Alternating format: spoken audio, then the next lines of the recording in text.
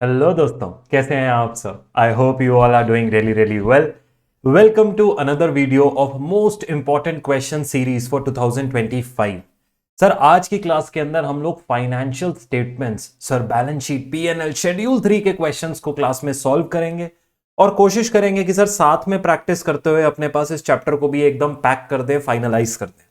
बेटा, दो बहुत इंपॉर्टेंट क्वेश्चंस आपको करवाएंगे। अच्छे लेंदी क्वेश्चंस हैं, लेकिन ऐसे क्वेश्चंस हैं जिनको अगर आप एग्जाम से पहले प्रैक्टिस कर जाओगे तो इन दो क्वेश्चन से आपका ये पूरा चैप्टर अच्छे से रिवाइज हो जाएगा। ये दो मोस्ट इंपॉर्टेंट क्वेश्चंस हैं। मैक्सिमम एडजस्टमेंट्स को कवर करते हैं, जिनको हम बोलते हैं मल्टीपर्पज क्वेश्चंस। तो चलिए बेटा, स्टार्ट करते हैं। आई होप बेटा आपको मेरे ये मोस्ट इंपॉर्टेंट क्वेश्चन की सीरीज पसंद आ रही होगी। अगर अच्छी लगे तो हर एक वीडियो को जरूर से लाइक कीजिएगा, इस वीडियो को भी और बाकी सारी वीडियोस को भी, और अपने मैक्सिमम दोस्तों के साथ शेयर करिएगा। और आई विजन के चैनल को सब्सक्राइब कर लेना, ताकि आगे आने वाले जो रिवीजन वीडियोस होते हैं, जो हमारे हर अटेम्प्ट वाइज आते हैं, हर पीरियड वाइज आते हैं, वो आप तक पहुंचते रहें, आपको नोटिफाई होते रहें। चलिए स्टार्ट करते हैं। सर, आज की क्लास में हम लोग फाइनेंशियल स्टेटमेंट्स के कौन कौन से क्वेश्चंस को सॉल्व करने वाले हैं। चलो पहले एक बार रोड मैप लिख लो। रोड मैप लिखने के बाद हम लोग वो क्वेश्चंस के साथ स्टार्ट करेंगे। आइएगा बेटा, डालेंगे आज की डेट। अच्छा, मेरे साथ प्रैक्टिस करते हो ना, तो ऐसा मत करना कभी भी कि सिर्फ सुन रहे हो बैठ के। क्यों? क्योंकि ये फिर लिख कर करवाने का कोई फायदा नहीं है। देखो, जितने भी मेरे बच्चे हैं जिन्होंने मुझसे क्लासेस लिए हैं, वो ये चीज जानते हैं कि मैं कभी भी ना तो खुद पीपीटी यूज करता हूं कि मैं उसके अंदर एनिमेशन लगा के आपके सामने रख रहा हूं, और ना ही मैं कोई आपको कभी बोलूंगा कि आप रीड कर कर जाओ। देखो, क्लास में अगर 10 टाइम्स एक क्वेश्चन होगा ना, तो मेरे साथ अगर आप हमारे रेगुलर बैचेस में आएंगे, आप देखेंगे 10 टाइम्स हम वो क्वेश्चन हाथ से लिख के सॉल्व करेंगे। सर, उसका पर्पस क्या है? बेटा, पर्पस ये होता है कि हमारे पास वो जो चीज हम एक बार हाथ से लिख लेते हैं ना, वो एकदम पक्की हो जाती है। पक्का कर लेना किसी चीज को ना, वो बेस्ट चीज रहती है एग्जाम के लिए। फिर वो एक मसल मेमोरी की तरह हो जाता है हमारे लिए कि भाई अब तो ये चीज कैसे भी एग्जामिनर पूछ ले, मैं सॉल्व कर लूंगा। तो प्लीज रीड ना करिए सिर्फ आंसर्स को, सिर्फ सुनिए ना आंसर्स को, मेरे साथ सॉल्व करिए क्लास में बैठ के। ठीक हो गई बात? सर, दो क्वेश्चंस करेंगे, बहुत अच्छे लेंदी क्वेश्चंस हैं, टाइम लगेगा, बट हमारी अच्छी प्रैक्टिस होगी। इलस्ट्रेशन नंबर 6 है आपके आईसीआई मॉड्यूल का, और प्रैक्टिकल क्वेश्चन नंबर 10 है। मैक्सिमम एडजस्टमेंट्स इन दोनों क्वेश्चंस में कवर्ड है, और इंस्टीट्यूट के फेवरेट क्वेश्चंस हैं, मल्टीपल टाइम पूछे जा चुके हैं एग्जाम में। इन्हीं में से एडजस्टमेंट्स पूछी जा चुकी हैं एग्जाम में। तो चलिए सर, सबसे पहले अपने पास इलस्ट्रेशन नंबर 6 पे आते हैं। अपने आईसीआई मॉड्यूल पे आ जाइए। टाइम बहुत ही ज्यादा कीमती है बेटा, तो टाइम अपना ना वेस्ट करना बिल्कुल भी इधर उधर की बातों में। इलस्ट्रेशन नंबर 6 क्या कहता है? कहता है, following is the trial balance of Delta Limited as on 31 March 2012। और आपको जो फिगर्स दे रखे हैं, वो फिगर्स दे रखे हैं रुपीज इन थाउजेंड्स। तो इन चीजों का ध्यान रखना होता है। हमने भी अपने पास जब आंसर बनाना है तो रुपीज इन थाउजेंड ऊपर लिख देना है। डेबिट के नंबर्स हैं, क्रेडिट के नंबर्स हैं, ट्रायल बैलेंस देख लेते हैं। दोनों तरफ मेरे पास मेरा टोटल बराबर आ रहा है। एक बार गो थ्रू कर लेते हैं। Land at cost, calls in arrears आ रहा है, चलो इसको स्टार मार्क करें। Cash in hand, plant and machinery, trade receivable, inventory 31 March 2012। Sir, ये मेरे को ट्रायल बैलेंस भी क्लोजिंग 31 मार्च 2012 का ही बोल रहा है, तो यानी ये मेरी क्लोजिंग इन्वेंट्री हो गई बेटा। क्लोजिंग इन्वेंट्री मेरे ट्रायल बैलेंस में आती है, तो मुझे ये याद रखना होता है कि अगर परचेजेस का नंबर अब ट्रायल बैलेंस में मैं देखूंगा तो वो एडजस्टेड परचेजेस होंगी। ये कोई आपको बताएगा नहीं। अगर क्लोजिंग इन्वेंट्री हमारे ट्रायल बैलेंस में आ रही है, यानी journal entry of closing inventory to purchases already हो चुकी है, तो परचेजेस में से मैं उसको हटा चुका हूं। तो आगे कैश एट बैंक आ रहा है, ये देखिए अब इसने लिख दिया एडजस्टेड परचेजेस, लेकिन अगर मैं एग्जामिनर का पर्सपेक्टिव बोलूं तो एग्जाम में शायद वो ये एडजस्टेड वर्ड ना यूज करे। तो आपने खुद इस चीज के साथ फोकस्ड मैनर में समझ लेना है कि भाई परचेज जो ये अब आ रही है, इसमें से ऑलरेडी क्लोजिंग इन्वेंट्री कम हो चुकी है, अगर क्लोजिंग इन्वेंट्री मेरे ट्रायल बैलेंस का पार्ट है। सीए फाउंडेशन की बात है, कोई नई चीज नहीं बताई। Factory expenses, admin, selling, debenture interest. Credit side पे आ रहा है share capital, debentures, general reserve, PNL. PNL का ओपनिंग बैलेंस है, ठीक है। Security premium, sales, trade payables, provision for depreciation and suspense account. Institute का फेवरेट एक एक क्वेश्चन सा रहता है जहां सस्पेंस की वो एडजस्टमेंट देते हैं, और सिमिलर एडजस्टमेंट हर बार देते हैं। Following additional information is available. Authorise share capital is 80,000 shares of 10 each, no problem. Company revalued the land at 9,60,000। Land पे एडजस्टमेंट आ रही है, सबसे बढ़िया है, एक डॉट लगा लो। मैं अपने बच्चों को यही बोलता हूँ बेटा रेगुलर क्लास में कि एक डॉट लगा लेंगे तो जब आप आंसर कर रहे होंगे तो आपको पता होगा लैंड में कोई एडजस्टमेंट था। एक बार वेरीफाई कर कर आप अपना नंबर लिखेंगे अपनी बैलेंस शीट में। Equity share capital include shares of 50,000 that are issued for consideration other than cash. Equity share capital consideration other than cash वाला एक एडजस्टमेंट यहां पे हमने डिस्क्लोजर देना है। Suspense account include 10,000 receive 10 suspense account of 10,000 represent cash receive from sale of some of the machinery on 1st of April। First day of the year पे हमने machine बेची थी, उसका 10,000 रुपये आया था। आगे कहता है cost of machine was 24,000 and accumulated depreciation was 20,000। The balance of plant and machinery given in trial balance is before adjustment of sale of machinery. अब वो क्या बोल रहा है यहाँ पे, जरा ध्यान से समझने की कोशिश करते हैं। वो कह रहा है ये जो पैसा सस्पेंस अकाउंट में आया है 10,000 का, ये क्या पैसा रिप्रेजेंट कर रहा है एक बार समझ लीजिए वंस इन फॉर ऑल। आप ध्यान से सुनेंगे आपको एडजस्टमेंट क्लियर हो जाएगा। ये रिप्रेजेंट करता है cash that is receive from sale of machinery. अब बताओ अगर एक मशीनरी 24,000 की थी, आइडली अगर मैंने उसको बेचना होता और उसकी जर्नल एंट्री करनी होती तो जर्नल एंट्री क्या होता सेल ऑफ मशीन का? आप मुझे कहते सीए फाउंडेशन में से है या AS10 अगर आपको अच्छे से आता है तो उसी में से है। सर मेरे बैंक अकाउंट में पैसा आया है 10,000 रुपये और सर मेरा प्लांट एंड मशीनरी चला गया है सर 24,000 का, लेकिन उस पर एक्यूमुलेटेड डेप्रीसिएशन था, ये तो ग्रॉस वैल्यू है। तो आप एक्यूमुलेटेड डेप्रीसिएशन को डेबिट करते, प्लांट क्रेडिट होता है, एसेट क्रेडिट होता है, एक्यूमुलेटेड डेप्रीसिएशन डेबिट होता है, उसको कम करने के लिए तो 20,000 से डेबिट होता। और अब इस एंट्री को बैलेंस करते तो आपको प्रॉफिट या लॉस मिल जाता। जैसे वो आपको बोल रहा है कि 10,000 आया है, मशीन का वैल्यू कितना था बेटा, नेट में 4,000 था, तो यानी कि मेरा बैलेंसिंग फिगर किस तरफ दिख रहा है, क्रेडिट साइड पे 6,000 रुपये, ये मेरा PNL अकाउंट में जा रहा है। That means this is your profit on sale of plant and machinery. Profit on sale of plant and machinery. बात समझ में आ रही है?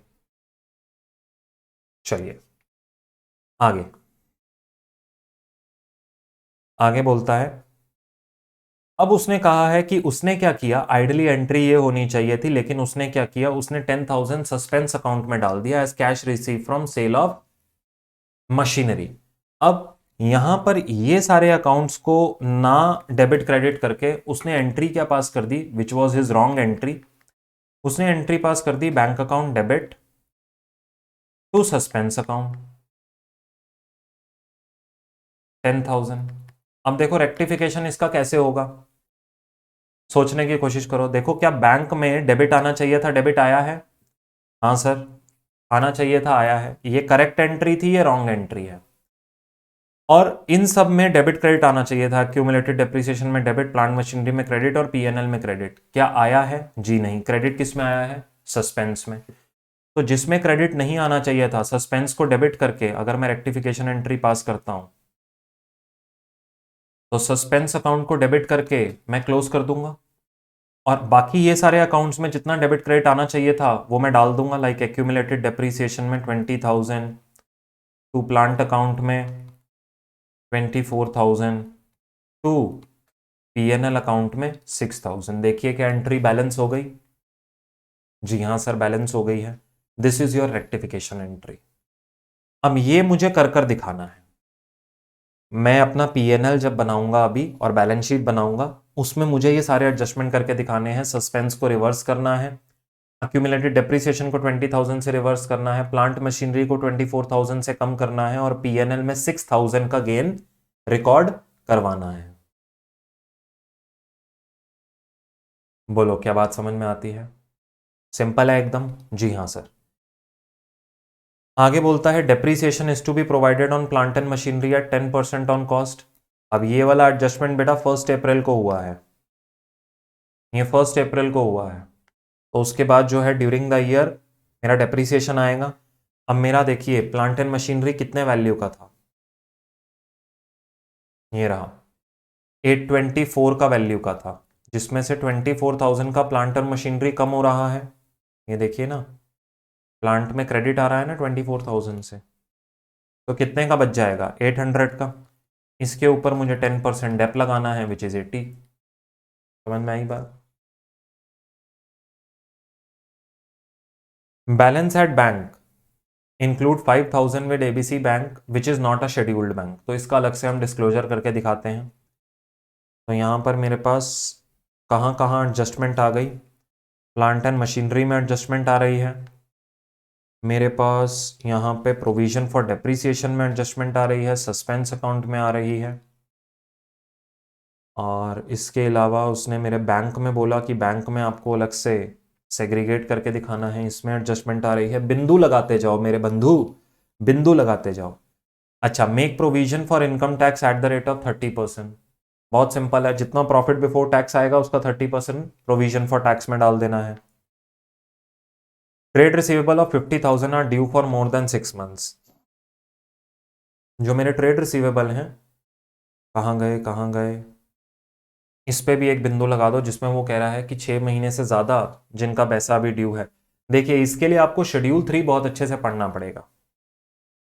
शेड्यूल 3 आप एक बार अगर अच्छे से पूरा रीड कर लेते हैं, आपकी बुक में गिवन है, तो फिर ये जितने भी एडजस्टमेंट्स आप कर रहे हैं ना, क्वेश्चन वाइज आपको दिक्कत नहीं आएगी।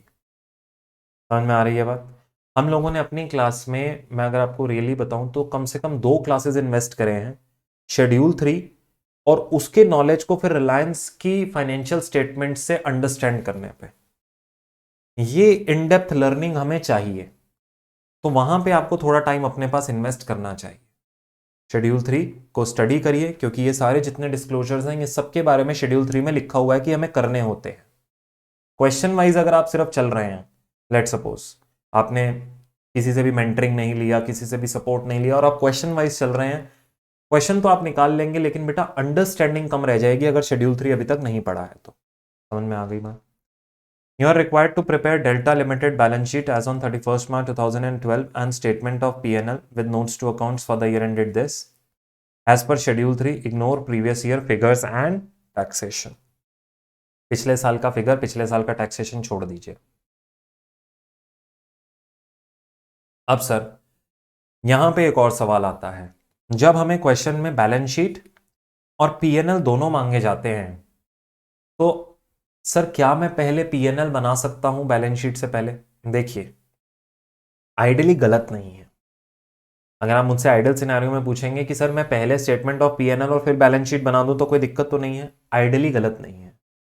लेकिन अगर आप किसी भी कंपनी का फाइनेंशियल स्टेटमेंट उठाकर देखेंगे, जैसे मैं अभी बात कर रहा था कि अपने रिलायंस के देखेंगे, तो आपको ये चीज देखने को मिलेगी, पहले हमेशा पोजीशन स्टेटमेंट आती है फिर इनकम स्टेटमेंट, मतलब पहले हमेशा बैलेंस शीट आती है फिर पीएनएल आता है। और हमने भी उसी तरह अपनी क्लासेस में प्रैक्टिस किया है और उसको करने का ट्रिक सिखाया है कि कैसे करना होता है। समझ में आ गई बात? तो रिकमेंडेड यही रहेगा, पहले बैलेंस शीट फिर पीएनएल। बट अगर आपको ऐसा लगता है नहीं सर बहुत दिक्कत आ रही है, मेरा क्वेश्चन हो ही नहीं पाता, तो फिर आप अपने पास अडॉप्ट कर लीजिए पीएनएल और फिर बैलेंस शीट, लेकिन that is not suggested. Institute भी जब अपने सजेस्टेड आंसर्स लॉन्च करते हैं, पहले बैलेंस शीट होती है फिर पीएनएल होता है।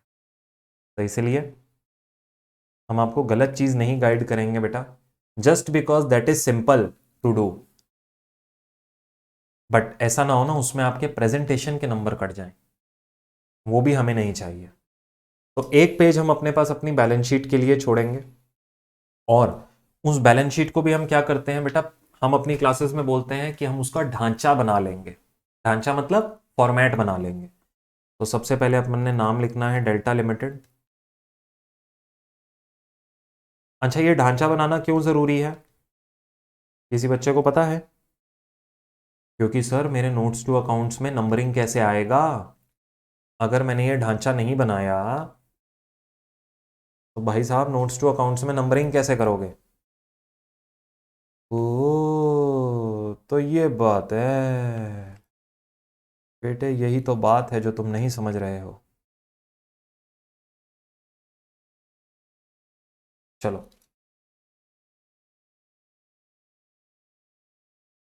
पार्टिकुलर्स, नोट नंबर,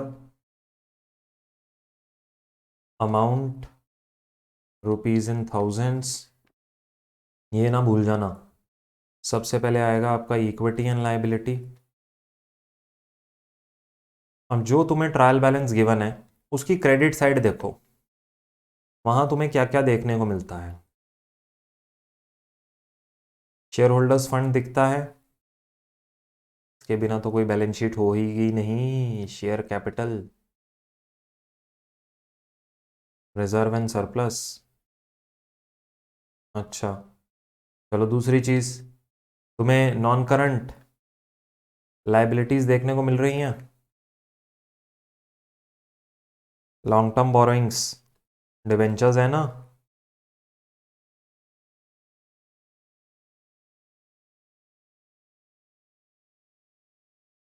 अच्छा, इसके बाद करंट लाइबिलिटी देखने को मिल रहा है। जी हाँ सर, उसमें अपने पास ट्रेड पेबल्स है। जी हाँ, और इसी के अंदर मेरे पास, मुझे प्रोविजन फॉर टैक्स बनाना है तो शॉर्ट टर्म प्रोविजन बनाना पड़ेगा।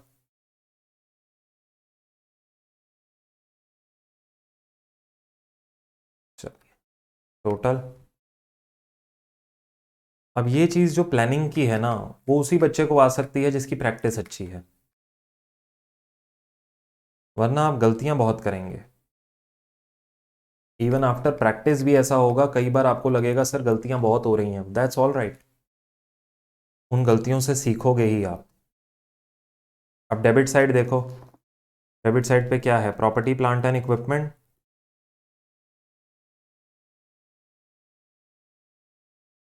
लैंड है, trade receivable, inventory.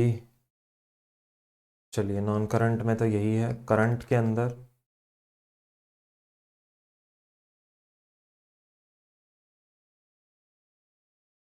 Inventory,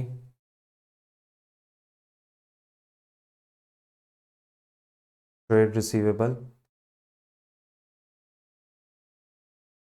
cash and cash equivalent. इसके अलावा और कुछ है? जी नहीं सर। टोटल, चलिए ये यहाँ तक आ गया। अब ये मेरा ढांचा प्रिपेयर हो गया है मेरी बैलेंस शीट का। अब एक ढांचा हमने प्रिपेयर करना है अपने पीएनएल का। अब आइडियली आप उस पीएनएल को अगले पेज से स्टार्ट करिए, मैं यही रेकमेंड करूंगा आपको अच्छी प्रेजेंटेशन के लिए। फ्रेश पेज से अपना statement of profit and loss start करिए। देखिए, एक छोटी सी बात आपसे शेयर करूंगा, आपकी हैंडराइटिंग अच्छी नहीं है, दैट्स ऑल राइट, मेरी भी हैंडराइटिंग कोई ज़्यादा खास नहीं है, लेकिन आप थोड़ा खुला खुला काम तो कर सकते हो। अगर हैंडराइटिंग गंदी है, दिमाग लगा के उसको थोड़ा खुला खुला लिखो, जैसे मैं लाइन छोड़ के लिखता हूं।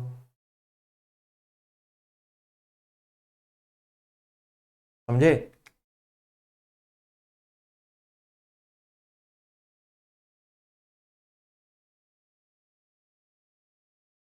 हैंडराइटिंग गंदी, लेकिन उसमें भी हमने चिपका चिपका के अगर लिख दिया, फिर तो और ही गंदा लगेगा हमारा पेपर। और ये चीज़ याद रखना, प्रेजेंटेशन के 2 से 3 नंबर होते हैं लंबे क्वेश्चंस में। चलिए, सबसे पहले मेरे पास इनकम आ गया। सर, क्या ये फॉर्मेट हमें याद करना पड़ेगा? बिल्कुल करना पड़ेगा। सर, क्या हम अपने हिसाब से नाम दे सकते हैं, रेवेन्यू फ्रॉम ऑपरेशन की जगह सेल्स लिख सकते हैं? बिल्कुल नहीं लिख सकते। सर, अगर हमने सेल्स लिखा तो क्या नंबर कटेंगे? बिल्कुल कटेंगे। तो शेड्यूल 3 ना एक ऐसी चीज़ है जो थोड़ा सेंसिटिव टॉपिक है, वहाँ पे कोई आप अपने हिसाब से नहीं चल सकते। अगर आपको लगता है कि सर मैं अपने हिसाब से ऐसा कर दूं वैसा कर दूं, नंबर कट जाएंगे आपके। सेट फॉर्मेट है। चलिए, सबसे पहले हमारे पास आ रहा है purchases of stock and trade.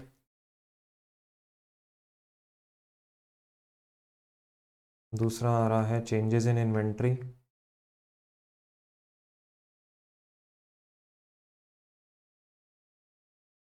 तीसरा फाइनेंस कॉस्ट।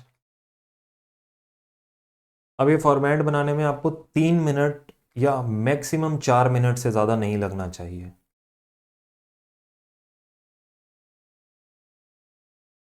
15 मिनट होंगे आपके पास इस क्वेश्चन को सॉल्व करने के लिए।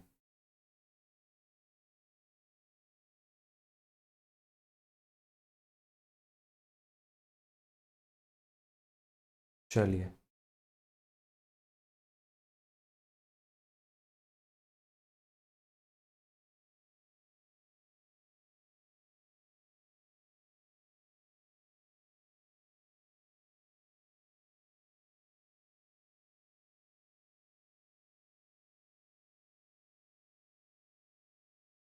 और यहाँ पे ये मेरे पास फाइनली आ गया प्रॉफिट आफ्टर टैक्स। अब इसको हम बोलते हैं ढांचा बनाना। अभी तक तुमने कुछ नहीं किया, अगर तुम इतना लिख के आओगे एग्जाम में ये 0 नंबर की वैल्यू रखता है सर 5 मिनट लग चुके हैं हमारे पास फॉर्मेट बनाने में और आप कह रहे हो इसकी वर्थ 0 है। यस, इसकी वर्थ 0 है। अगर तुम इतना ही करके आ रहे हो तो कुछ नहीं मिलेगा। तो अगर आखिरी के 5 से 10 मिनट में ये क्वेश्चन उठाओगे फाइनल अकाउंट्स का, तो सिर्फ एक पीएनएल का ही फॉर्मेट बना के उसी को भर देना, कुछ तो मिलेगा। पूरे बच्चे मैंने देखा बच्चों में बैलेंस शीट और पीएनएल का फॉर्मेट बनाया और आखिरी में टाइम नहीं बचा। अरे फिर बैलेंस शीट का फॉर्मेट मत बनाओ ना, जगह छोड़ दो उसकी। पहले पीएनएल बना लो जगह छोड़ के बैलेंस शीट की, अगर तुम्हारे पास कम टाइम है एग्जाम में अभी। अब अगर सफिशिएंट टाइम है तो ये दोनों बनाए। अब नोट्स की प्लानिंग, शेयर कैपिटल के लिए नोट बनेगा, रिजर्व एंड सरप्लस के लिए बनेगा, लॉन्ग टर्म बोरोइंग के लिए बनेगा। ट्रेड पेबल का मेरे पास डायरेक्ट नंबर है, उसमें कोई एडजस्टमेंट भी नहीं गिवन मुझे, तो सीधा मैं ट्रेड पेबल का नंबर यहां लिख सकता हूं 30। शॉर्ट टर्म प्रोविजन में मेरा टैक्स प्रोविजन आएगा, वो मेरा डायरेक्टली मेरे पीएनएल से आ जाएगा, तो मैं यहाँ पे डायरेक्ट लिख दूंगा, उसके लिए नोट नहीं बना रहे हम। पीपी के लिए नोट बनेगा, नोट नंबर 4। इन्वेंट्री का नंबर, क्लोजिंग इन्वेंट्री आपको डायरेक्टली गिवन है क्वेश्चन में 96 की, नहीं बनाना। ट्रेड रिसीवेबल के लिए बनाना पड़ेगा कैश कैश इक्विवेलेंट, उन दोनों पे एडजस्टमेंट्स हैं, समझे। जो नंबर डायरेक्ट अवेलेबल है वो डायरेक्ट लिख दो। जैसे अब यहाँ पे रेवेन्यू फ्रॉम ऑपरेशन सेल्स का नंबर डायरेक्टली गिवन है, इसके लिए नोट बनाने की जरूरत नहीं है। लेकिन अदर इनकम्स जहां पे हमारा प्रॉफिट ऑन सेल आना है उसके लिए बनेगा। Purchases of stock in trade, अब यहाँ पे जो परचेजेस आ रही हैं इसको चलो मैं नोट के फॉर्म में दिखाता हूँ। चेंजेस इन इन्वेंटरी को आपको नोट के फॉर्म में दिखाएंगे। Finance cost debenture interest directly मुझे गिवन है 30 का, इसके अलावा और कुछ नहीं है। डिबेंचर्स का रेट ऑफ इंटरेस्ट 10% है, तो सही दे रखा है। डेप्रीसिएशन अमोर्टाइजेशन के लिए और अदर एक्सपेंसेस के लिए। अब ये हो गई मेरी नोट्स की प्लानिंग। अभी खत्म नहीं हुआ, अभी खत्म नहीं हुआ। अब मेरे 6 नोट्स हैं, मेरे 6 नोट्स हैं बैलेंस शीट के, ठीक है। और बाकी आगे के नोट्स हैं मेरे, 5 नोट्स हैं मेरे पीएनएल के। सो 6 नोट्स के लिए अप्रॉक्सीमेटली 2 पेजेस की जगह छोड़ दीजिए। एक यहाँ से हमारे नोट्स टू अकाउंट शुरू होंगे,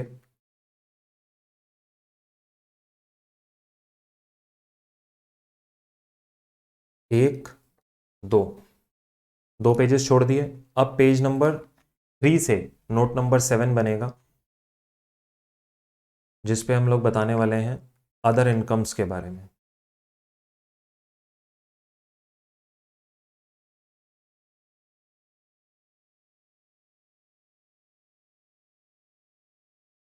profit on sale of machinery,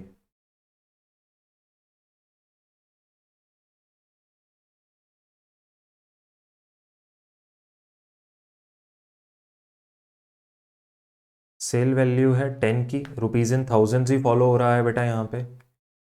minus करेंगे नेट बुक वैल्यू, 24,000 का वैल्यू था, 20,000 का अक्यूमुलेटेड डेप्रीसिएशन था, तो 4 की वैल्यू आ गई, यानी 6 का मेरा profit on sale of machinery आ रहा है। तो मैं यहाँ पे जाऊँगा, 6 का यहाँ लिख के इनकम मेरी टोटल आ रही है 12,006 की। एक चीज़ क्लोज हो गई। फिर परचेजेस चेंजेस इन इन्वेंट्री बनाना है।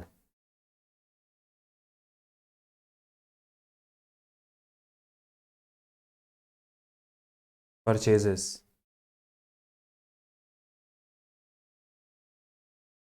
अब मेरे पास एडजस्टेड परचेजेस हैं, इंस्टीट्यूट डायरेक्टली एडजस्टेड परचेजेस को ही इंक्लूड करते हैं।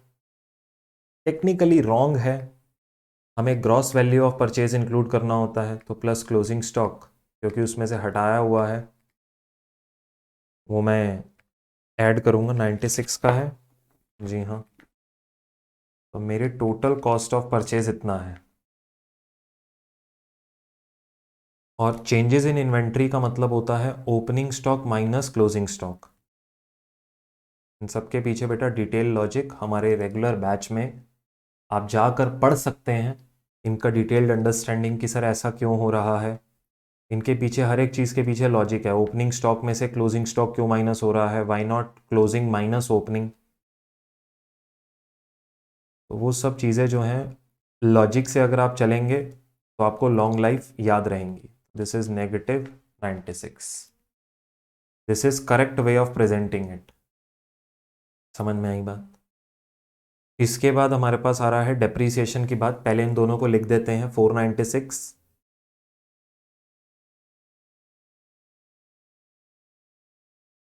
एंड -96। डन। डेप्रीसिएशन, अमोर्टाइजेशन और अदर एक्सपेंसेस।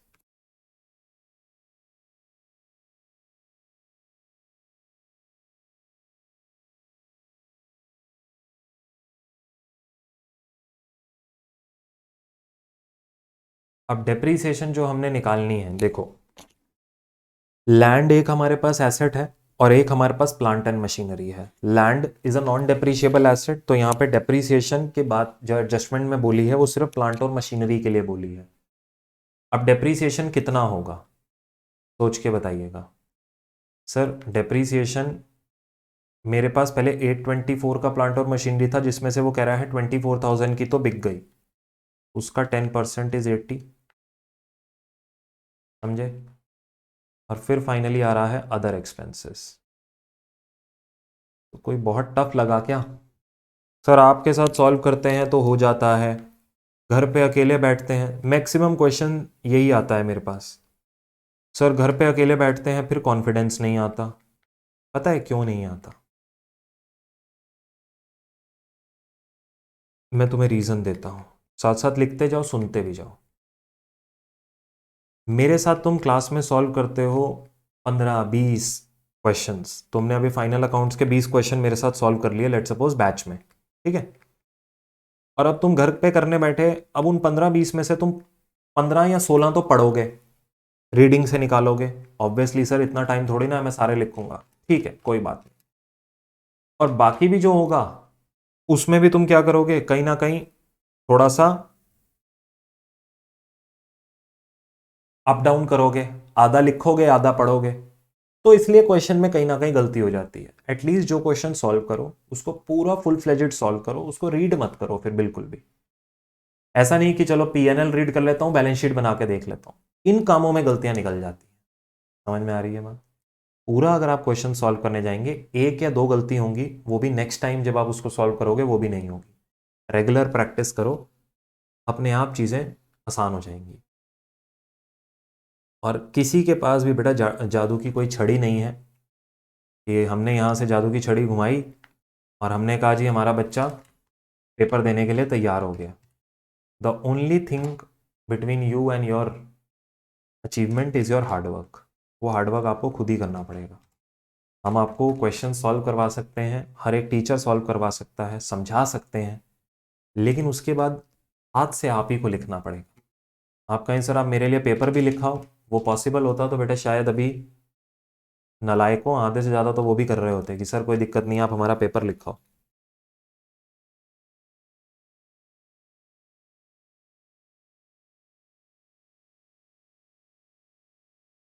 $163.8,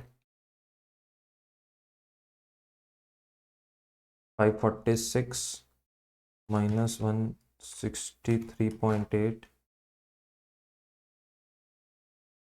382.2। चलिए फटाक से बना लीजिए।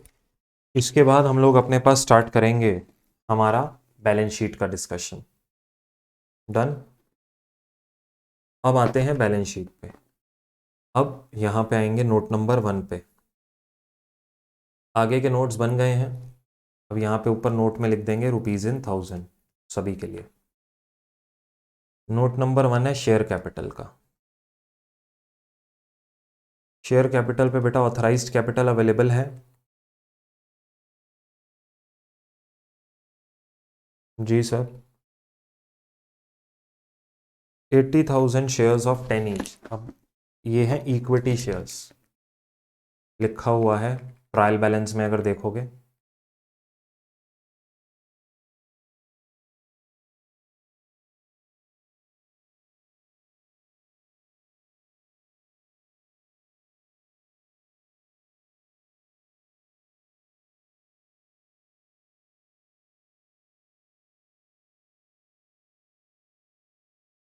Issued and subscribed and paid up capital, इसके अंदर इशूड कितनी है? 50,000 इक्विटी शेयर्स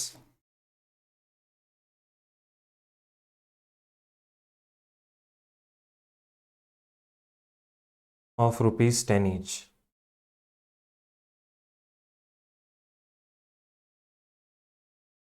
इसके अंदर उसने एक हमें एडजस्टमेंट बोला है, डॉट लगा हुआ है। Equity shares include shares of rupees 50,000 issued for consideration other than cash. So out of above 5,000 shares of ₹10 each are issued for consideration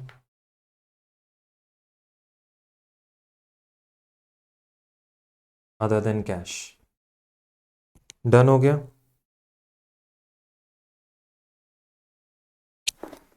चलिए, उसके बाद इसमें से यहां से हम माइनस करेंगे कॉल्स इन एरियर्स।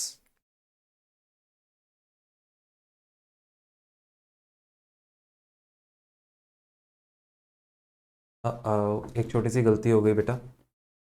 सर गलती क्या हुई, रुपीज इन थाउजेंड्स लिख दिया था तो ये ऊपर ये 3 0 एक्स्ट्रा लग गए, तो इनको ज़रा यहाँ से हटा देंगे। ठीक है बेटे?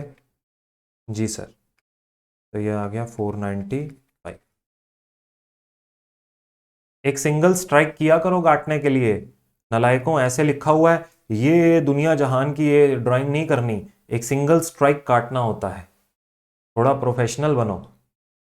काटने में पूरी दुनिया जहान की ड्राइंग मत कराया करो एग्जामिनर के लिए कि देख आज तेरे को ड्रॉ करके दिखाते हैं कैसे होती है ड्राइंग।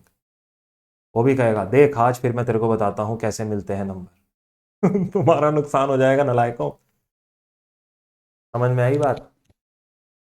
और कई बच्चों को मैंने देखा है, पता नहीं कुछ ऐसे भी नालायक हैं, अब क्या क्या बताएं।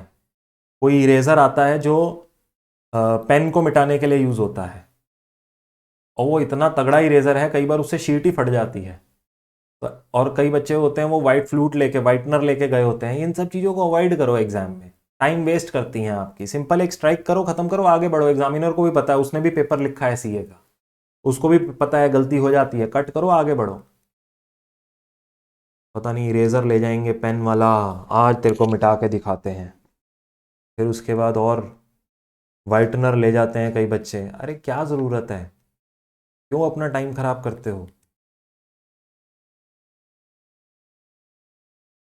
विपुल सर ने कहा था अच्छी प्रेजेंटेशन, साफ साफ पेपर होना चाहिए। अरे विपुल सर ने यह भी कहा था कि पेपर खत्म भी होना चाहिए। नालायक। ओ, कॉल्स इन एरियाज माइनस कर दिया? हाँ कर दिया, ठीक है। जनरल रिजर्व, चलो।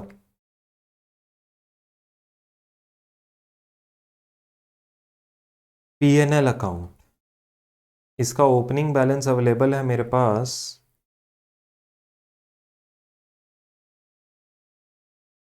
75 प्लस फॉर द ईयर वाला कितना है? अभी अभी अपन कंप्यूट करके आए थे ना, 382.2 बन रहा था। चेक कर लो सर, कर लिया बेटा।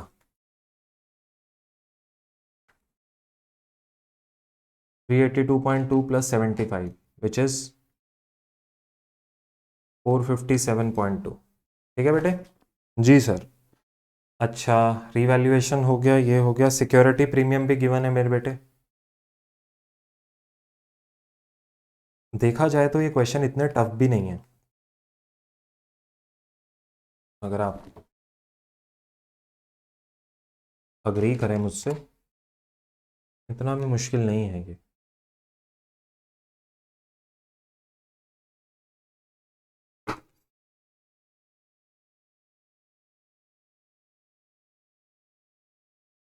चलिए, रिजर्व एंड सरप्लस हो गया।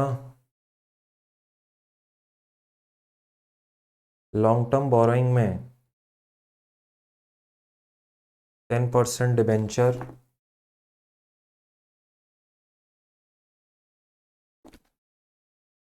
10% डिबेंचर हो गए। सो ये आया 495, रिजर्व एंड सरप्लस आया 807.2,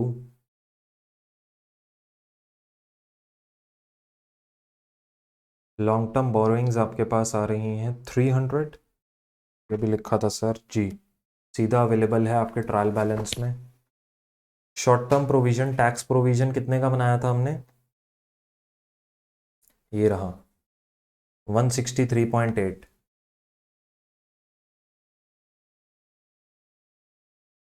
लाइबिलिटी साइड भी खत्म हो गई बेटा, टोटल करो, चलो।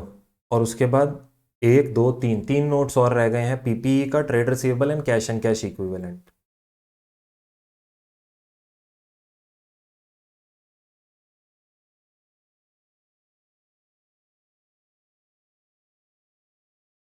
प्रॉपर्टी प्लांट एंड इक्विपमेंट,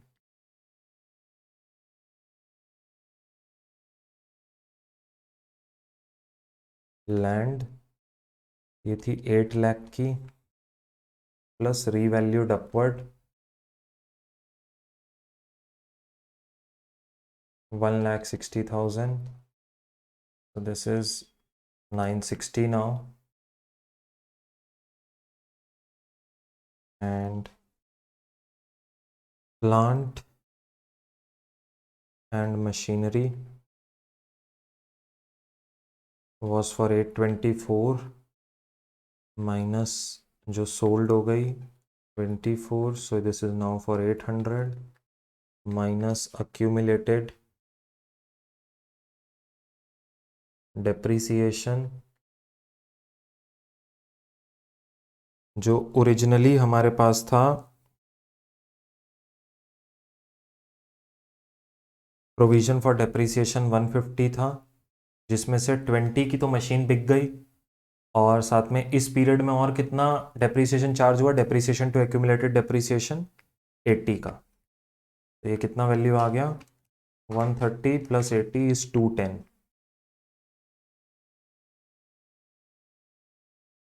तो ये आया 590। इसके अलावा और कोई एसेट दिख तो नहीं रहा सर।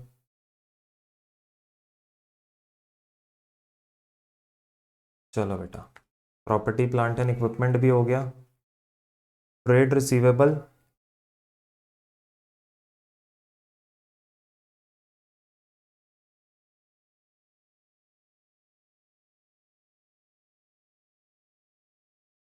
मोर देन 6 मंथ्स वाले हैं 50,000 के, और अदर्स हैं मतलब लेस देन 6 मंथ्स वाले। टोटल ट्रेड रिसीवेबल 120 का था, -50 विच इज 70 के अदर्स हैं, 120। कैश एंड कैश इक्विवेलेंट में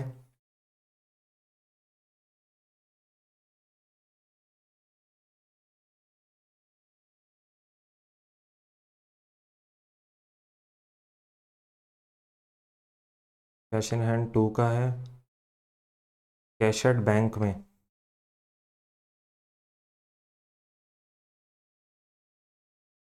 शेड्यूल्ड बैंक के पास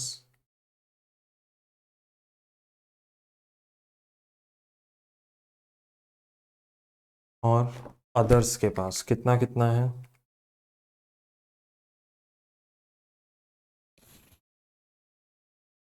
अदर्स के पास है 5000, bank balance at bank 5000 with ABC bank which is not a scheduled bank, और टोटल है 28 का, तो ये है 23, 28, ये टोटल बन गया 30।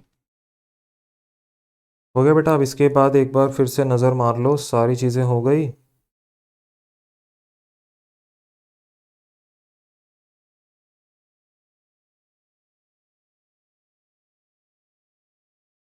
जी सर। और ये आ रहा है 15, 50, 120 और 30।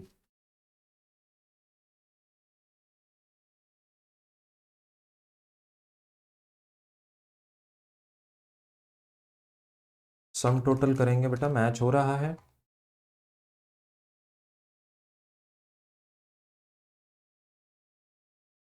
1796 का टोटल इधर है, और लाइबिलिटी साइड पे क्या टोटल है?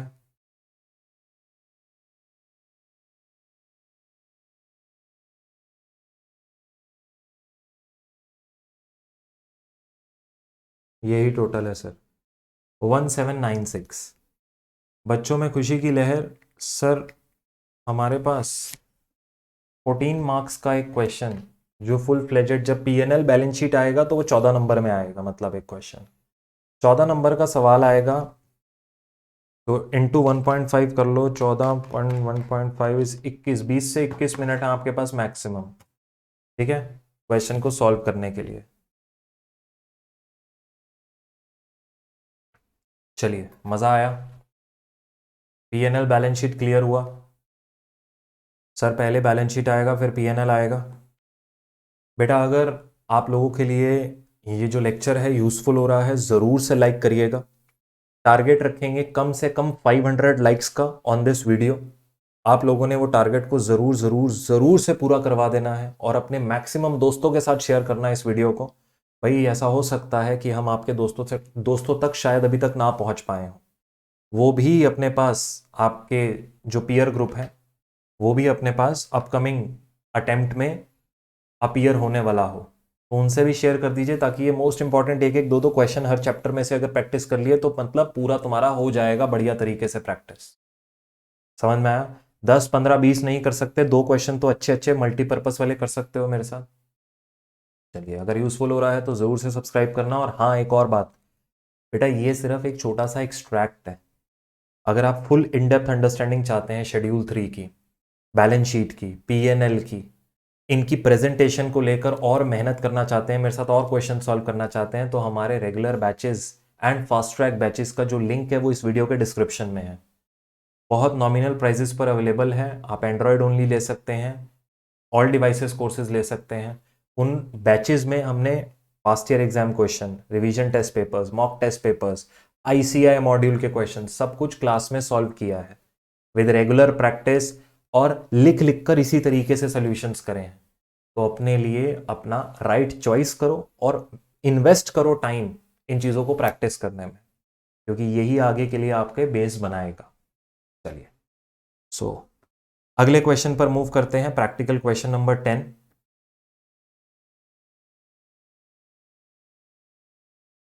अच्छे लेंदी क्वेश्चंस हैं। प्रैक्टिकल क्वेश्चन नंबर 10 तो ऐसा है, देख के ही डर लग जाता है सर, इतने सारे एडजस्टमेंट्स।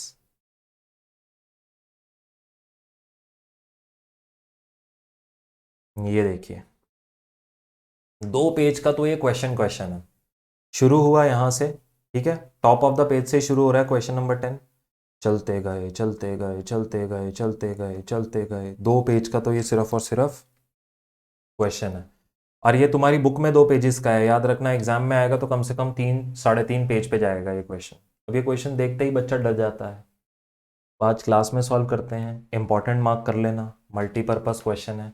इसको कर लिया, इलस्ट्रेशन नंबर 6 कर लिया, काम खत्म, तुम्हारा ये चैप्टर प्रैक्टिस हो गया। पीएनएल बना लिया, बैलेंस शीट बना लिया, एग्जाम से पहले ये 2 क्वेश्चन ये वीडियो लगा के 2x पे लगा के सॉल्व कर देना, हो गया क्वेश्चन, हो गया chapter revise. On 31st March 2011, SR Limited provides following ledger balances after preparing its P&L account for the year ended 31st March 2011. चलिए, particulars amount, debit, credit, equity share capital, fully paid up shares of 50 each, calls in arrears given है और land, building, plant machinery, furniture, fixtures, security premium, general reserve, PNL, loan from public finance corporation secured by hypothecation of land, other long term loans, short term borrowing, inventory, finished goods, raw material। अच्छा, ये inventory अभी देखते हैं कौन सी है, इसको जरा star mark करते हैं। Trade receivable, advances, short term advances, trade payables, provision for tax, unpaid dividend, जो डिविडेंड अभी तक हमने नहीं दिया, cash in hand, balance with bank. Following additional information was also provided in respect of the above balances. 50,000 fully paid up equity shares were allotted as a consideration for land. The cost of assets were this and this। ये cost of asset बता रहा है, यानी कि जो यहाँ पे number आ रहा है, देखेंगे ये कौन सा नंबर होगा बेटा। फिर आपको कह रहा है कि बिल्डिंग है 32 लाख की, लेकिन यहाँ आ रही है 30 लाख की, तो ये इनकी नेट बुक वैल्यू है, यानी अक्यूमुलेटेड डेप्रिसिएशन हटाने के बाद ये वैल्यू आ रही है, बट उनका कॉस्ट कितना है, इतना। तो मुझे एक अलग से सेक्शन बनाना पड़ेगा, कॉस्ट भी दिखानी पड़ेगी, नेट बुक वैल्यू भी दिखानी पड़ेगी, बताएंगे कैसे होता है। Trade receivable for this value are due for more than 6 months। Balance with bank include 56,000 the नया bank which is not a scheduled bank. Loan from public finance corporation repayable after 3 years, मतलब ये long term loan है। The balance of 26,30,000 in loan account with public finance corporation is inclusive of 1,34,000 for interest accrued but not due। ये देखिए, ये loan secured loan जो है, इसमें वो बोल रहा है इंटरेस्ट का एलिमेंट इंक्लूडेड है। अब interest accrued but not due कहाँ जाता है, अदर करंट लाइबिलिटीज में। करंट लाइबिलिटी में, अदर करंट लाइबिलिटी में हम लोग उसको दिखाते हैं। चलिए, other long term loans unsecured include loan taken from Nexus bank, कितना, amount payable within 1 year। ये क्या चीज है, current maturities of long term loan, star mark कर लीजिए। ये कहाँ जाती हैं, शॉर्ट टर्म बोरोइंग में, तो उसने करंट मेच्योरिटीज भी बता दिया। लोन टेकन फ्रॉम डायरेक्टर्स आ रहा है। Bills receivable for 1,60,000 maturing on 15th June 2011 has been discounted. Discounted bills of exchange तुम्हारे लिए क्या होती है, कंटिंजेंट लाइबिलिटी। तुम्हारे अगर डेटर ने पेमेंट नहीं करवाई तो तुमसे रिकवर होगी, तो ये तुम्हारे लिए सीएल होती है, contingent liability. Short term borrowings में लोन फ्रॉम नया बैंक, लोन फ्रॉम डायरेक्टर्स, ये सिक्योर्ड है तो ये अनसिक्योर्ड का पोर्शन है। Transfer of 35,000 to general reserve has been proposed by board of directors out of profit for the year. एक transfer की एंट्री करनी है। Inventory of finished goods include loose tools costing 5 lakh which do not meet the definition of property plant and equipment as per AS10। वो कह रहा है जो inventory है फिनिश गुड्स की वो इंक्लूड करता है लूज टूल्स ऑफ 5 लाख, मतलब वो भी इन्वेंट्री का ही पार्ट है, तो अलग से एक क्लासिफिकेशन दिखानी है, that's all. You are required to prepare balance sheet of the company as on 31st March 2011 as required by part 1 of schedule 3 of companies act. बेटा शेड्यूल 3 बहुत इंपॉर्टेंट टॉपिक है, बिल्कुल भी स्किप मत कीजिएगा। You are not required to give previous year figures, okay. अब यहाँ पे सर इस क्वेश्चन को हमने पूरा पढ़ा और इसने हमसे बैलेंस शीट मांग रखी है। मैंने अभी यहाँ पे इसको छोड़ा था कि ये इन्वेंट्री देखते हैं कौन सी इन्वेंट्री होगी। मुझे एक बात बताइए, ये क्लोजिंग इन्वेंट्री है या ओपनिंग, आपको चुनाव करना है पेपर में जाके। देखो, अगर तुम्हारे पास एडिशनल इन्फॉर्मेशन में इन्वेंट्री देखने को तुम्हें नहीं मिल रही और ना ही कोई एडजस्टमेंट गिवन है इन्वेंट्री की, कि अलग से तुम्हें कोई एडजस्टमेंट गिवन हो, closing inventories 20,000 more than opening inventory, whatever it is, ऐसी कोई एडजस्टमेंट भी नहीं मिल रही, ना ही क्लोजिंग इन्वेंट्री का नंबर मिल रहा है, तो कहने का मतलब क्या है फिर, ये जो ट्रायल बैलेंस में आ रही होगी इन्वेंट्री, ये कौन सी होगी। बिना क्लोजिंग इन्वेंट्री के तुम क्वेश्चन सॉल्व नहीं कर पाओगे, ये क्लोजिंग इन्वेंट्री ही तुम्हें मानना पड़ेगा, ये वही इन्वेंट्री है। समझ में आ गई बात। अब सर ये सपना एग्जाम में कैसे आएगा कि ये हमने क्लोजिंग इन्वेंट्री मानना है। बेटा देखो, जितनी अच्छी तुम्हारी प्रैक्टिस होगी, अगर तुमने अच्छे से प्रैक्टिस किया है तो फिर ये सपना देखना कोई बहुत बड़ी बात नहीं है एग्जाम में बैठ के। हाँ, तुमने सिर्फ आंसर्स को रीड किया है, जो रीड करके जाएगा ना वो यहां अटक जाएगा, क्योंकि रीड करते हुए इतना दिमाग लगाया नहीं कि इन्वेंट्री का नंबर कहां से आया। रीड करते हुए पता है क्या होता है, अच्छा ठीक है, इन्वेंट्री ये रहा नंबर, लिख दिया। और सॉल्व करते हुए क्या होता है, चुनाव करना पड़ता है, ओपनिंग है क्लोजिंग है, इसकी कोई एडजस्टमेंट तो नहीं है। तो ये फर्क है। तो इन क्वेश्चंस को बेटा बिल्कुल मेरे साथ आप लिखिए। अब let's start with the answer. और अपने पास इस आंसर को फ्रेम करते टाइम पहले हम ढांचा बनाते हैं और उसके बाद जो है हम आंसर को सॉल्व करते हैं। ढांचा बनाना, अब जो बच्चे बच्चे मुझसे नहीं भी पढ़े हुए ढांचे को समझते हो ना, ढांचे का मतलब फॉर्मेट, ढांचे का मतलब फॉर्मेट। जी हाँ सर जी, तो अपने पास याद रखना। आइए प्रैक्टिकल क्वेश्चन नंबर 10 पर आ जाइए। बढ़िया सवाल है, मजेदार है एकदम। ढांचा बना दीजिए सर पहले तो। नाम क्या है, SR लिमिटेड।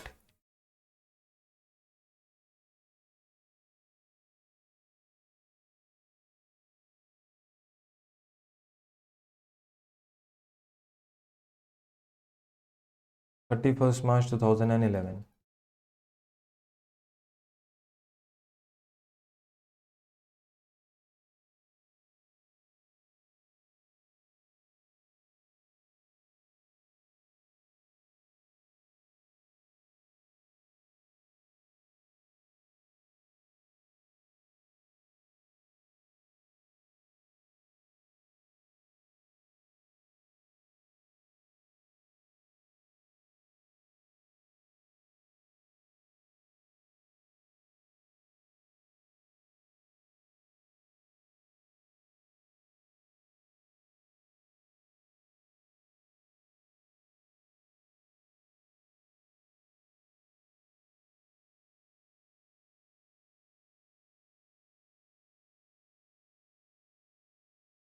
सबसे पहले equity and liability,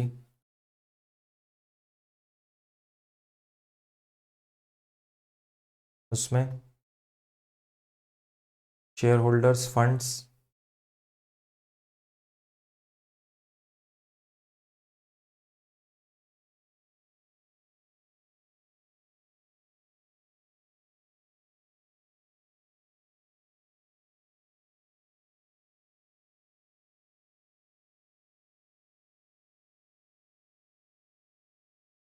reserve and surplus,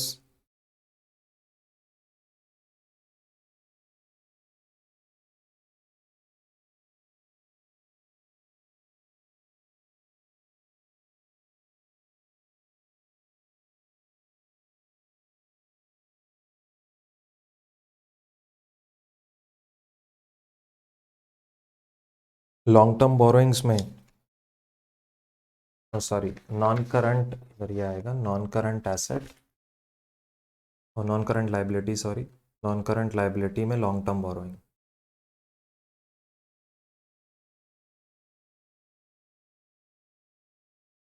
long term borrowing आएगा और इसके बाद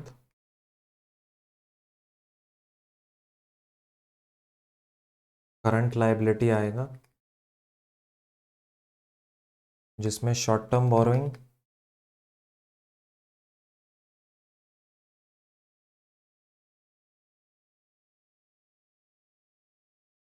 trade payables, other current liability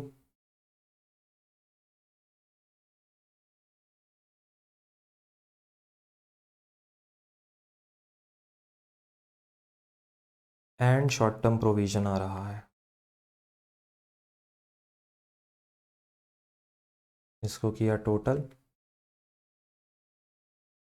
फिर उसके बाद आ रहा है एसेट साइड,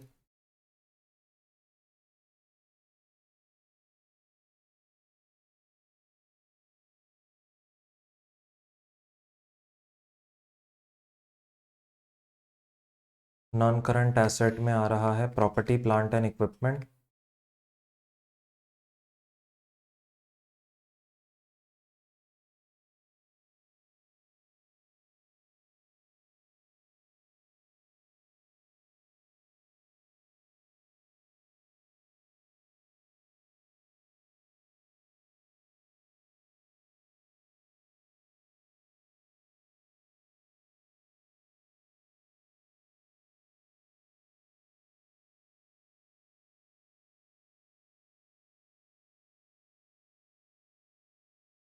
फिर आ रहा है current assets,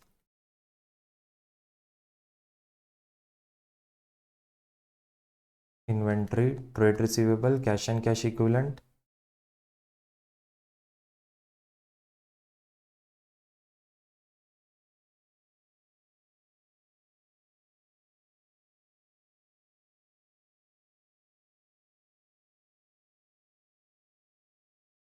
short term, loans and advances,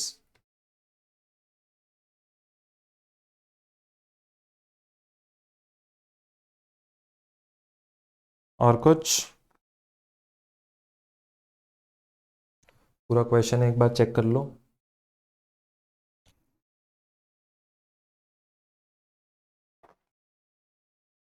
जी नहीं सर।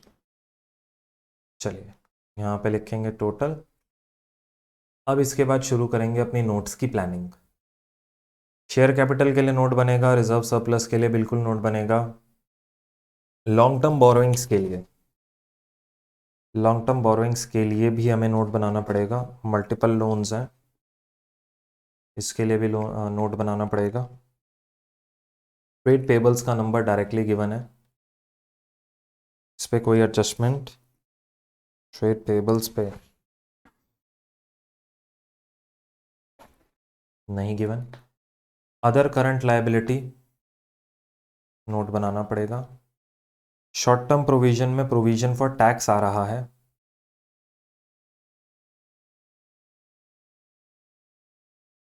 सिंगल आइटम है, टैक्स प्रोविजन करके लिख दो 3,80,000।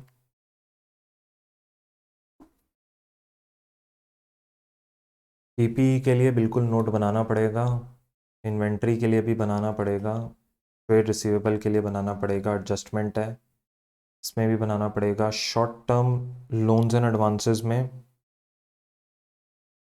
3,75,000 का ही एक वैल्यू आ रहा है, इसके अलावा और कोई एडवांस जी नहीं सर। और इसके बाद यहाँ पर कंटिंजेंट लायबिलिटी का नोट आ जाएगा।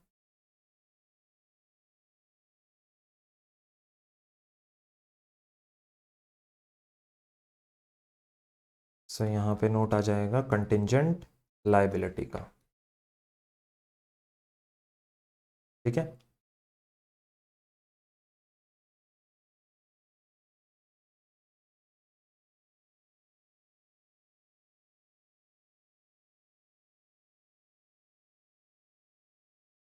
Bill discounted for ₹1,60,000, full stop.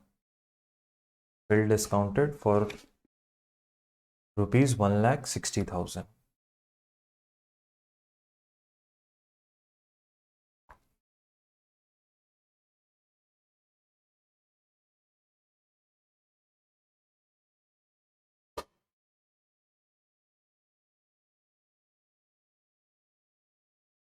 Done.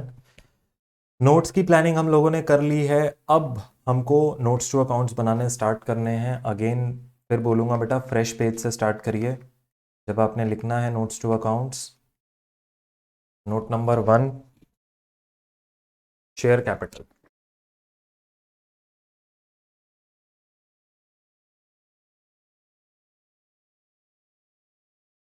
अब शेयर कैपिटल में ऑथराइज शेयर कैपिटल इसने बताई है,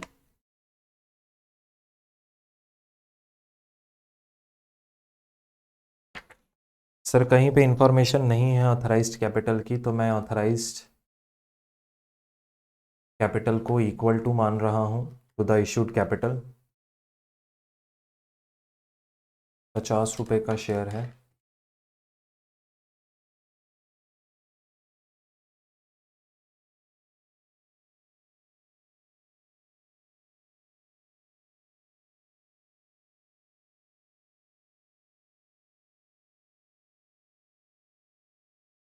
और issued subscribed and paid up capital.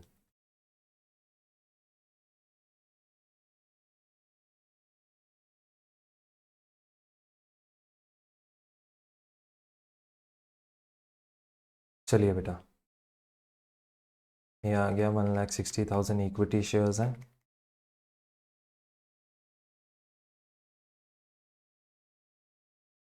Of ₹50 each.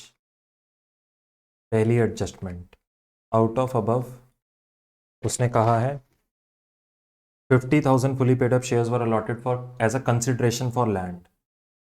Out of above 50,000 shares of 50 each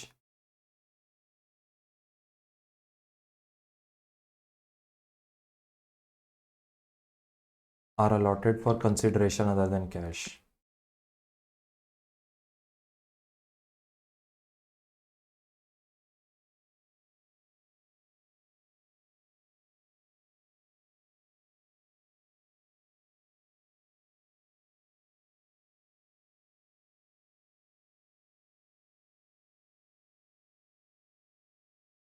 चलिए माइनस करेंगे इसमें से बेटा, कॉल्स इन एरियर्स का नंबर हमें अवेलेबल है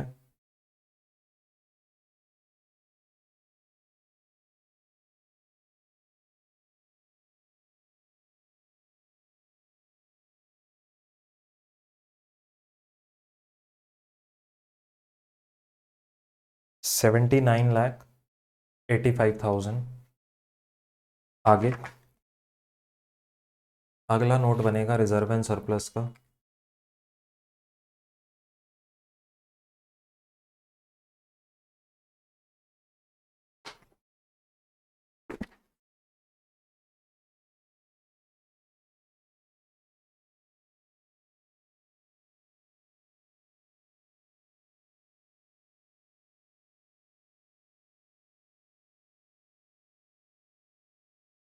सिक्योरिटी प्रीमियम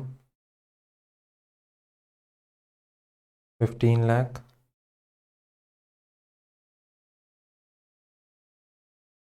जनरल रिजर्व इस पे हमने ट्रांसफ़र करना है पैसा। उन्होंने लिखा था transfer of 35,000 to general reserve.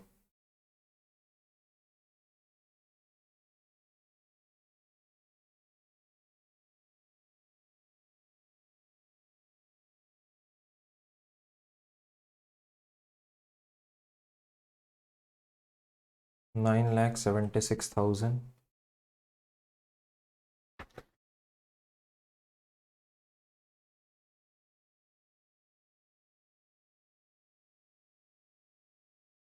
PNL account आ रहा है 5,80,000 minus transfer to general reserve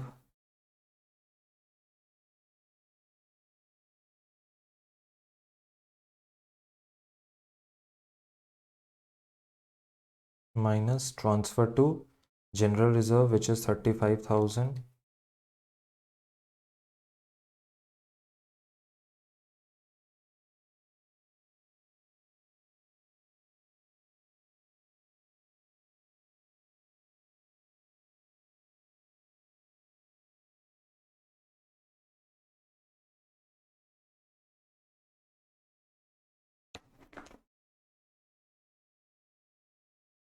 चलिए इसके अलावा और कोई एडजस्टमेंट नहीं दिख रही है। तो हमारे पास एक सिक्योरिटी प्रीमियम है, एक जनरल रिजर्व है और PNL हो गया।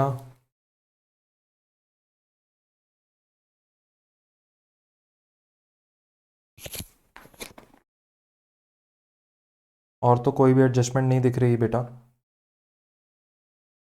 चलिए फिर इसको सम टोटल करते हैं। 9,76,000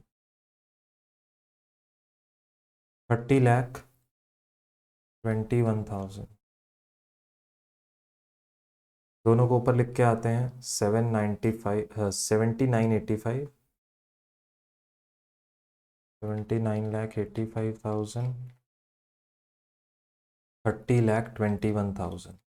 चलिए दैट्स इट। अब हमारे पास आ रहा है long term borrowings and short term borrowings.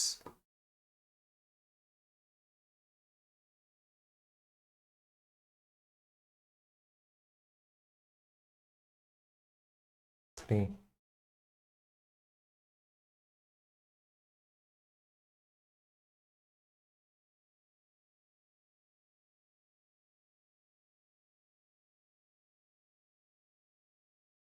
So long term borrowings में हमारे पास क्या क्या अवेलेबल है अब देखते हैं। Loan from public finance corporation, सबसे पहले इसको एज अ सिक्योर्ड लोन दिखाना पड़ेगा हमें। Loan from public finance corporation,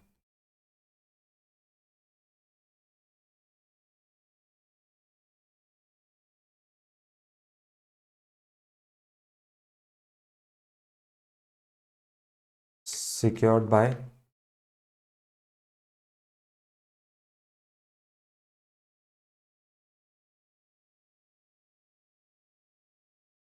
hypothecation of land.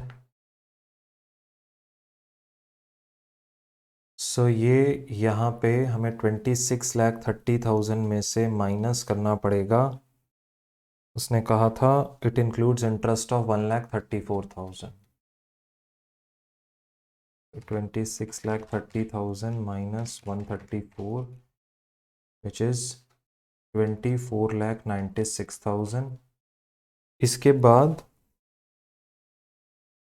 Unsecured loans हैं मेरे पास।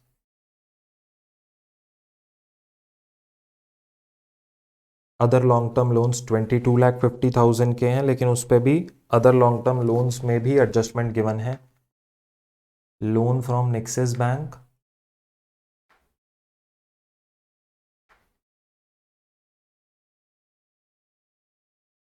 $1,380 माइनस दिस 480 जो शॉर्ट टर्म बोरोइंग में जाएगा, क्योंकि that is a current maturity of a long term loan.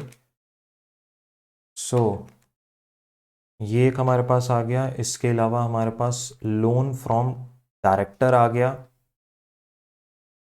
और यहाँ पर एक पॉइंटर और हिडन है। ये दोनों लिखने के बाद आपको एक हिडन पॉइंटर यहाँ पे देखना पड़ेगा, वो क्या है।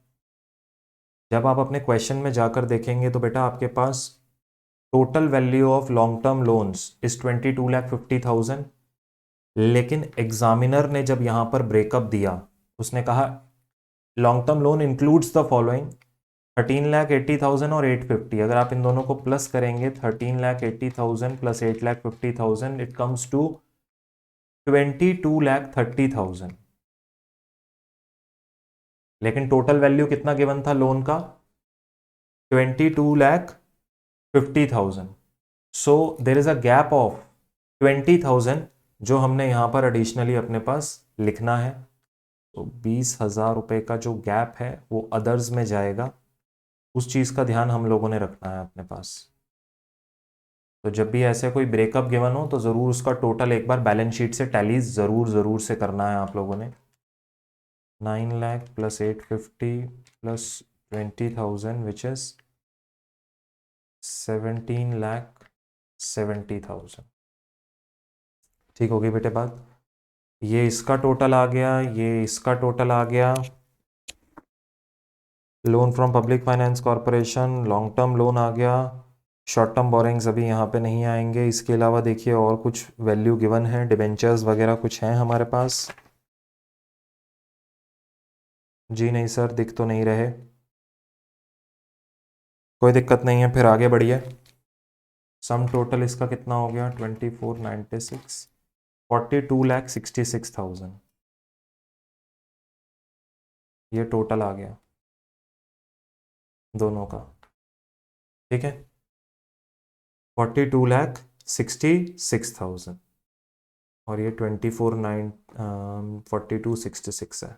इस नंबर को ऊपर जाके लिख देते हैं।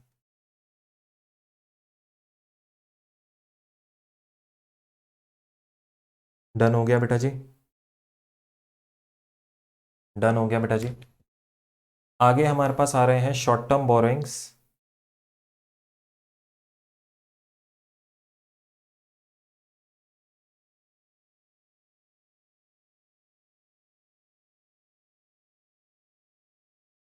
चलिए पॉइंटर नंबर 4।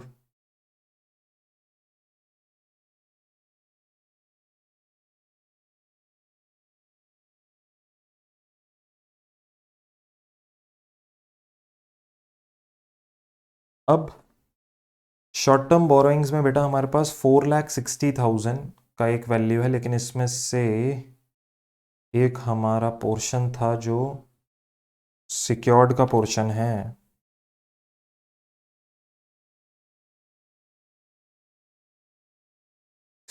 सिक्योर्ड नहीं था, ये लोन फ्रॉम नेक्सिस बैंक था।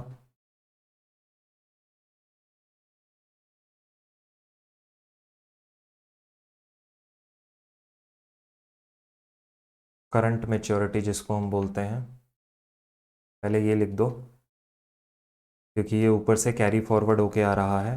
480 ऊपर नहीं था तो वहाँ से आ रहा है। अब इसके बाद शॉर्ट टर्म बोरोइंग्स तो आप लिख सकते हैं, जिसमें आपका लोन फ्रॉम नया बैंक है, which is a secured one.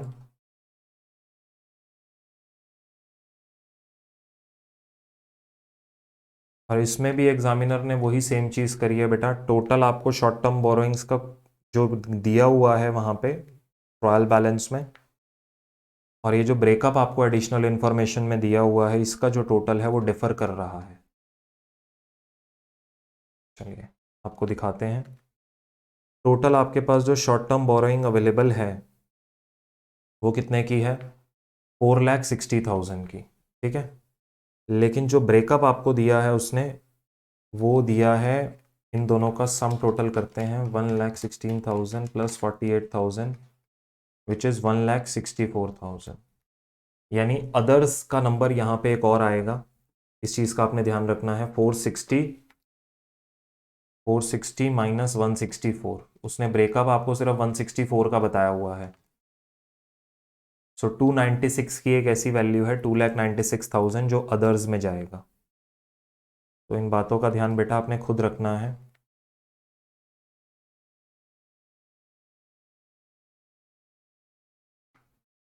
Sir complexities इसी को ही कहा जाता है, इन्हीं चीज़ों को हम प्रैक्टिस करते हैं, और जब इनका हैंड रिटन प्रैक्टिस हो जाता है तो ये कॉम्प्लेक्सिटीज अपने आप ख़त्म हो जाती हैं after certain point of time.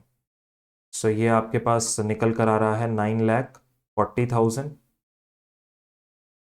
ऊपर लिखते हैं 9,40,000।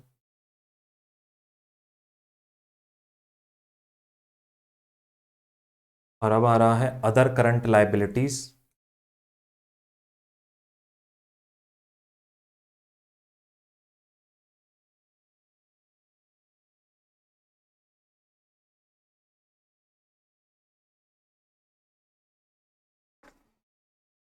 अदर करंट लाइबिलिटीज में मेरे बच्चे क्या क्या चीज़ें जाएंगी सर? अब ओसीएल में जाएगा एक तो जो आपका इंटरेस्ट अक्रूड वाला नंबर था बट नॉट ड्यू,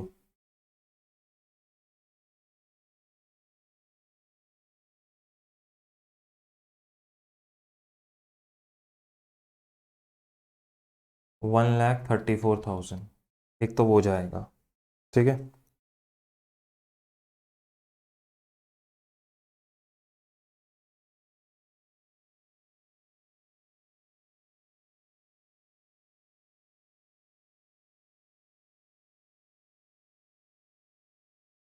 एक अनपेड डिविडेंट है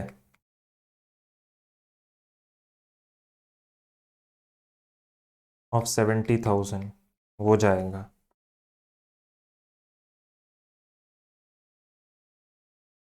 दैट्स ऑल। सो ये 2,04,000 आएगा अदर करंट लाइबिलिटीज में।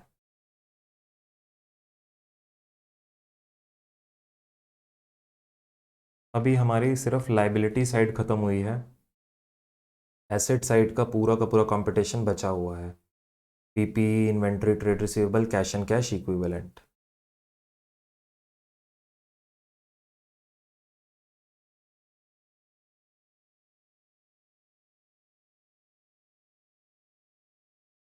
अब इसको बनाने का तरीका क्या है?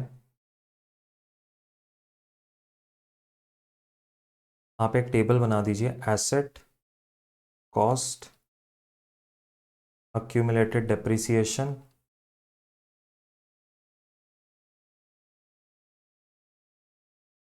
and net block.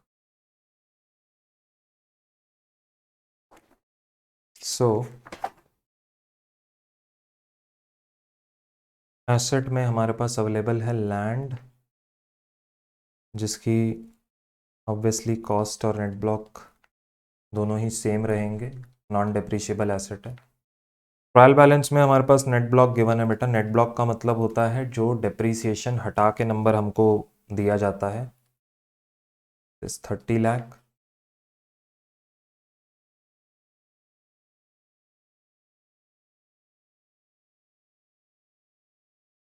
Plant and machinery 24 lakh.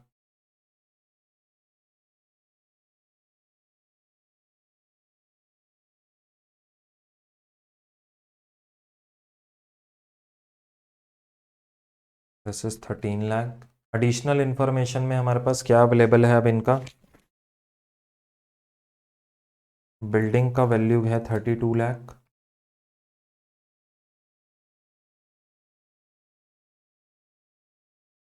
Plant and machinery है 30 लाख।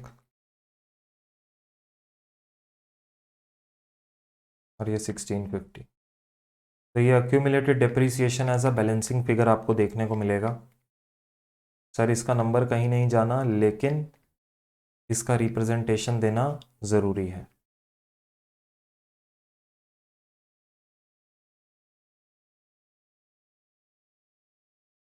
$25 + 30 + 24 + 13, 92 लाख का पीपीई बैठे हुए हैं मेरे पास। समझे?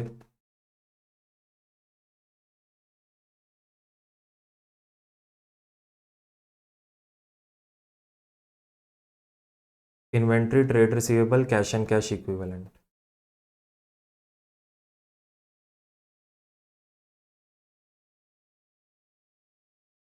इन्वेंट्री में शेड्यूल 3 क्या बोलता है? सर पूरा ब्रेकअप करके बताना है आपने।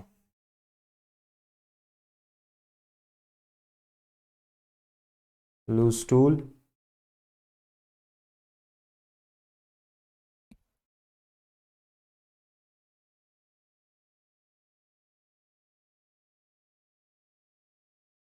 और ये लूज टूल किस में इंक्लूडेड था याद रखना।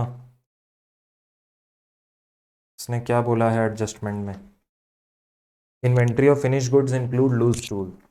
तो फिनिश गुड्स में से 5 लाख रुपए हटा देना।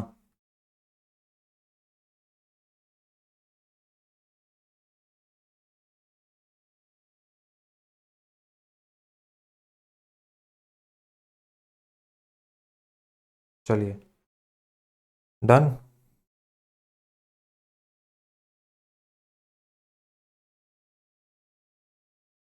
ये आ गया हमारे पास 58 लाख रुपीस की इन्वेंट्री। ट्रेड रिसीवेबल में क्या बोल रहा है?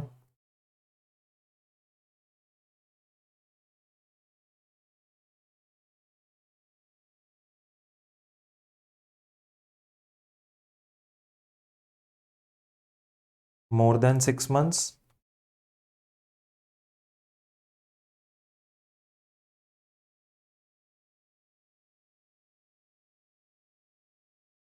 4,86,000 and others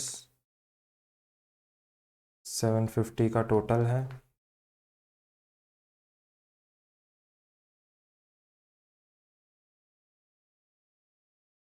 1264।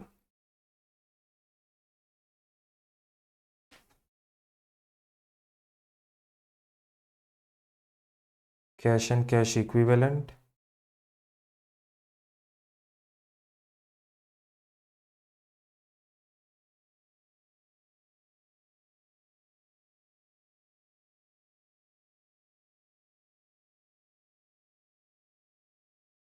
Balance with bank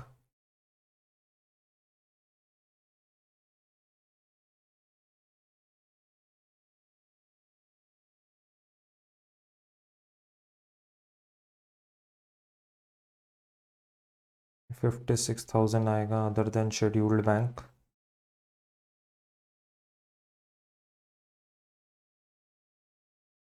4,14,000 total है इसका।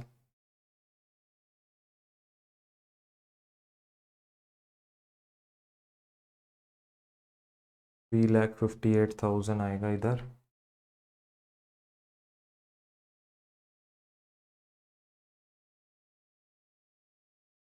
484 टोटल।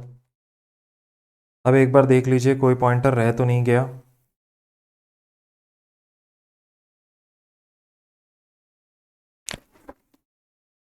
मेरे हिसाब से हम लोगों ने सारे पॉइंटर्स कवर कर लिए हैं। 484, 1750 एंड 58।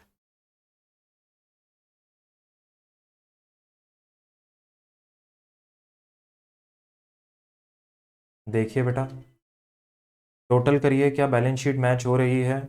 अगर हो रही है तो मौजा ही मौजा, नहीं हो रही तो हमें मैच करानी पड़ेगी। देखना पड़ेगा कहाँ पे कौन सा पॉइंटर रह गया है। 375, 750।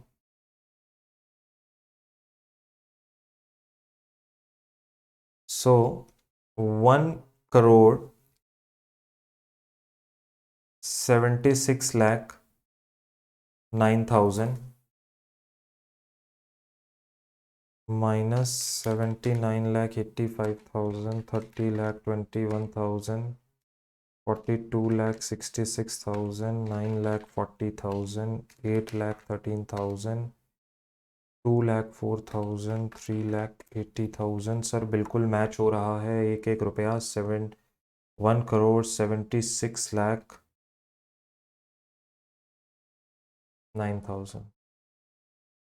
सो ये आपका हो गया एक 10 नंबर का फुल फ्लेजेड सवाल। एग्जाम में पूछे जाने की प्रोबेबिलिटी बहुत ही ज़्यादा हाई है।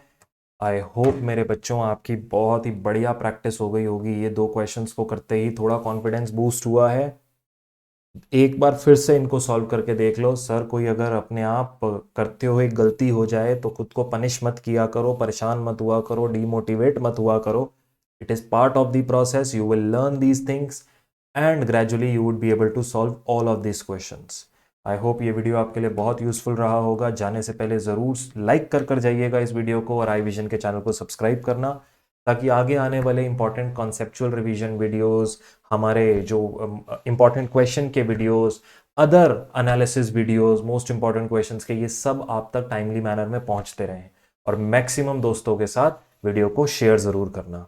और हाँ, अगर इन्हीं सब कॉन्सेप्ट्स को, ये तो सिर्फ ट्रेलर है, अगर ऐसे ही और बहुत सारे क्वेश्चंस 20, 30, 50 क्वेश्चन मेरे साथ सॉल्व करना चाहते हो तो वीडियो के डिस्क्रिप्शन में लिंक दिया हुआ है।